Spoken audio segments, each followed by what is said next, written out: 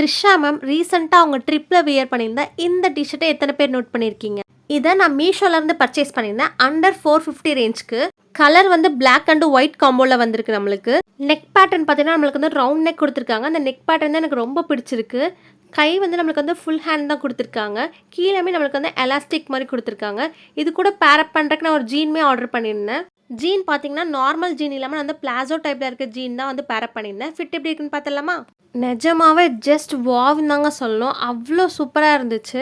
நீங்கள் சப்பிகளாக இருக்கீங்கன்னா கண்டிப்பாக இந்த ரவுண்ட் நெக் இருக்க டிஷர்ட்டும் பிளாசோ பேண்ட்டு மாதிரி உங்களுக்கு பேர் பண்ணி பாருங்கள். அவ்வளோ ஃபிட்டாக காட்டும் உங்களை. ட்ரிப்ஸ்லாம் பிளான் பண்ணிட்டு இருக்கீங்கன்னா கண்டிப்பாக அதை பை பண்ணி வச்சுக்கோங்க. அவ்வளோ ப்ரிட்டியாக காட்டும் உங்களை. அஃபோர்டபுளான ரேஞ்சில் ஒரு சூப்பரான ப்ராடக்ட். லிங்க் வேணால் ஃபாலோ பண்ணிட்டு லிங்க்னு கமெண்ட் பண்ணுங்கள். நானே சென்ட் பண்ணுறேன். டாடா.